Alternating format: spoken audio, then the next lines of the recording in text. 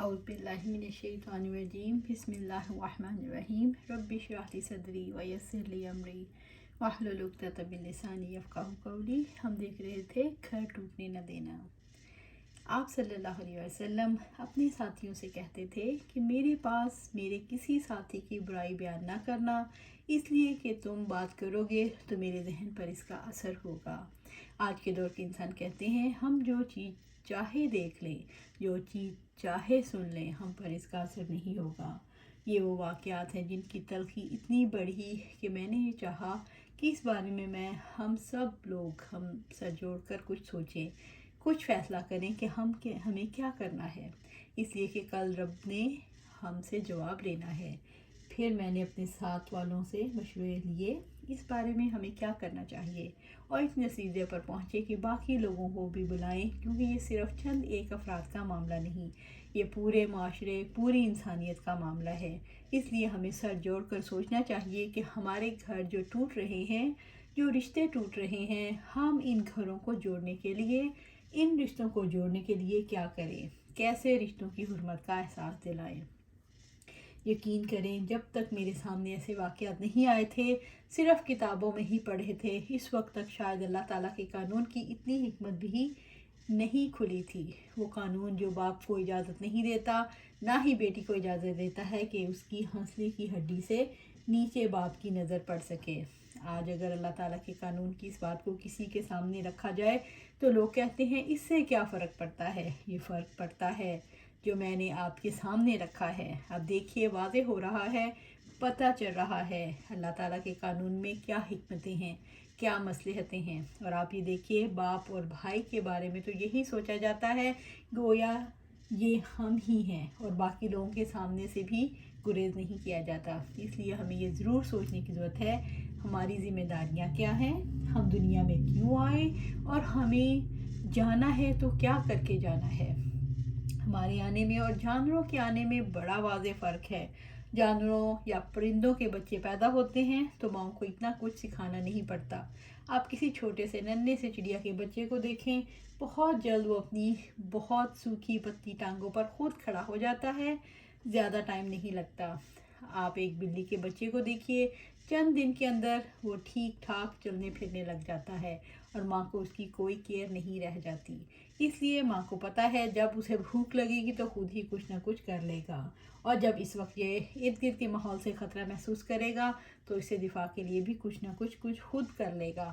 لیکن انسان کا بچہ بہت مدت میں پل کر بڑھ کر جوان ہوتا ہے، اور انسان کو شعور دینا، اس کو آگاہی دینا، یہ زیادہ مشکل کام ہے۔ اس کے لیے لمبا عرصہ درکار ہے، اسے سکھایا جائے، سمجھایا جائے، اس کو ایک سمجھدار انسان بننے میں ہیلپ دی جائے، اس کو ایک بامقصد زندگی گزارنے کے لیے تیار کیا جائے۔ آپ سورۃ التحریم کی اس آیت کو دیکھیے جہاں رب العزت فرماتے ہیں یا ایھا الذین آمنوا قوا انفسکم واہلکم نارا، اے لوگو جو ایمان لائے ہو اپنے آپ کو اور اپنے گھر والوں کو دوزخ کی آگ سے بچاؤ۔ آگ تو گھرانوں میں لگ چکی، کل کی آگ تو ہماری زندگی کے بعد لگے گی۔ اللہ تعالیٰ ہمیں اس آگ سے بچا لے، لیکن آج ہمیں دیکھنا ہے تو اس آگ کے کئی زاویے ہیں، اس آگ کے کئی سلسلے ہیں۔ مثال کے طور پر گھروں کے اندر آگ لگتی ہے بدگمانیوں سے، ایک دوسرے کے بارے میں نیگیٹو اپروچ سے، جیسے ابھی ہم نے شوہر اور بیوی کے حوالے سے دیکھا۔ جوائنٹ فیملی سسٹم میں تو یہ بات کئی ضربیں کھا جاتی ہے، ہر رشتے میں یہی معاملہ سامنے آ جاتا ہے۔ پھر جیسے انسان کا اخلاق خراب ہوتا ہے، اسی طرح اس کے معاملات بھی خراب ہو جاتے ہیں۔ مجھے ایسا لگتا ہے جیسے خاندانوں میں اب حقوق و فرائض سکھانے چھوڑ دیے گئے ہیں، کون بڑا ہے کون چھوٹا، تمیز ہی اٹھ گئی، سلام تک نہیں سکھایا جاتا۔ بچوں کے معاملے میں سب کے ذہنوں میں ایک ہی بات ہے، بچے پڑھ رہے ہیں، بچے امتحان دے رہے ہیں، بچوں کو اپنے امتحان کی تیاری کرنی چاہیے، اپنے ارد گرد کی کوئی فکر نہیں کرنی چاہیے۔ جب یہ بڑے ہوں گے، جب اپنے پاؤں پہ کھڑے ہوں گے تو رشتے بھی نبھا لیں گے اور باقی کام بھی کر لیں گے۔ لہٰذا تعلیم اور امتحان کے ان چکروں میں ہم نے اپنی نسلوں کو کیا بنا ڈالا؟ ذرا مل کر دیکھیں تو صحیح، بچیاں شادی ہو کر جاتی ہیں اور ایک انڈا بھی ابالنا نہیں آتا، چائے کا کپ بنانا نہیں آتا، اور مائیں خوش ہیں کہ ہم نے جو کچھ کرنا تھا کر لیا۔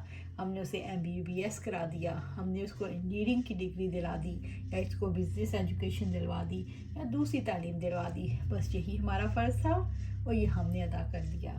بچی امانت ہے، بچہ بھی امانت ہے، بچی امانت کے طور پر ملی تھی اور اس کو ماں بننے کے لیے تیار کرنا تھا۔ ماں بننے کے جو قدرتی عمل ہے وہ اللہ تعالیٰ نے بنا دیا۔ اس کے لیے اللہ تعالیٰ نے عورت کے اندر سارا سسٹم بالکل صحیح ایکوریٹلی کام کرنے والا بنا دیا، لیکن ماں بننے کی اور بیوی بننے کی جو ذمہ داریاں بچی نے پوری کرنی تھی، اس کے بارے میں کتنا گائیڈ کیا۔ ہماری سوسائٹی کے اندر سے یہ احساس اٹھ گیا، یہ وہ چیز ہے جو بچیوں کو سکھانی ضروری ہے۔ مانچسٹر یونیورسٹی سے ڈاکٹر GK ورما آئے، یہ ہندو ہیں، ان کے ہمارے ساتھ یونیورسٹی میں ایک نشست سیٹنگ ہوئی۔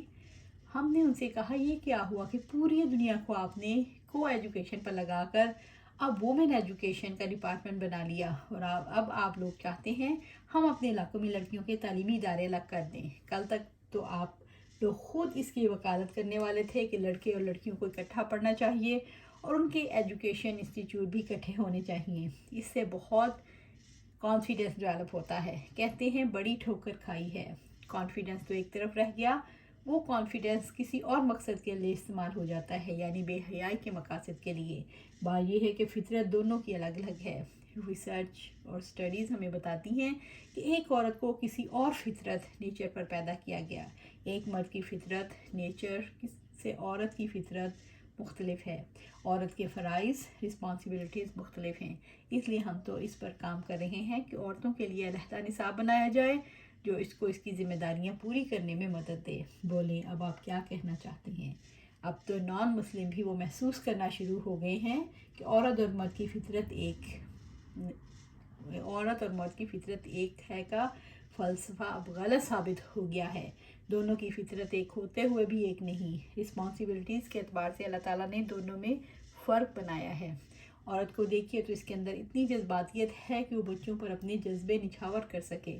اس کے اندر ممتا ہے جو چھوٹی چھوٹی بات محسوس کرتی ہے، اور اس حساسیت کی وجہ سے بعض اوقات رشتوں پر بہت برے طریقے سے نظر انداز ہو جاتے ہیں۔ اس کے برعکس مرد کو اللہ تعالیٰ نے حوصلہ زیادہ دیا ہے، کام کرنے کی قوت زیادہ دی ہے، اس لیے مرد باہر کی طرف زیادہ توجہ رکھتا ہے، جبکہ خواتین خواہ کتنا ہی پڑھ لیں، کتنا سمجھ لیں، وہ مارکس اچھے لے لیں گی، سب کچھ کر لیں گی، لیکن بہرحال ان کی جو فطری مانگ ہے وہ ان کے اندر وہی رہتی ہے، ماں بننے کی خواہش، بیوی بننے کی خواہش۔ آپ اگر ان بچیوں سے پوچھیں جن کی شادی نہیں ہوئی کیا ان کے اندر کسی کی بیوی بننے کی خواہش ہے، سچ جواب آئے گا تو یہی فطرت کے عین مطابق ہے کہ ہاں بیوی بننے کی خواہش ہے، اور شادی سے پہلے اس کی فیلنگ بہت زیادہ نہیں ہوتی، لیکن عورت جب بیوی بنتی ہے تو فوراً ہی ماں بننے کی خواہش بھی پیدا ہو جاتی ہے کہ اب ماں بننا چاہیے۔ آپ دیکھیے جو تعلیم عورت کو نہ ماں بننے کے قابل بنا سکے، نہ بیوی کی ذمہ داریاں پوری کرنے کے قابل بنا سکے، تو اس تعلیم کے بارے میں بھی سوچنا چاہیے۔ ایسے کریکولم بننے چاہیے جن کی وجہ سے عورت بھی اپنے فرائض، اپنی رسپانسبلٹیز احسن انداز سے ادا کرے۔ لیکن اگر اسکولز، کالجز، تعلیمی ادارے اپنا کام نہیں کرتے تو ماں کی گود تو بہت بڑا اسکول ہے، ماں کی گود تو اس کے لیے مدرسہ ہے۔ باپ کو تو اپنے فرائض انجام دینے چاہیے۔ آج مائیں یہ فرائض بھول گئی ہیں، اس لیے گھر ٹوٹ رہے ہیں۔ ہم یہیں آج کا سلسلہ ختم کرتے ہیں اور پھر دیکھیں گے کہ شادی کے فوراً بعد بچی مطالبہ کیا کرتی ہے، اپنے شوہر کے ساتھ نہیں رہنا چاہتی۔ دیکھتے ہیں یہ کیوں ہو رہا ہے، یہ تعلیم نہ دینے کی وجہ ہے یا کچھ اور۔ تو انشاءاللہ اس پہ اس میں بات کریں گے کل۔ اللہ سبحانہ تعالیٰ سے دعا ہے کہ ہم ہر ممکن کوشش کریں کہ اپنے آپ کو اور اپنے بچوں کو اپنے ارد گرد کے ماحول کو قرآن و سنت کے مطابق ڈھالیں، اور اللہ سبحانہ تعالیٰ سے دعا ہے کہ اس پر ہمیں استقامت عطا فرمائے۔ آمین یا رب العالمین۔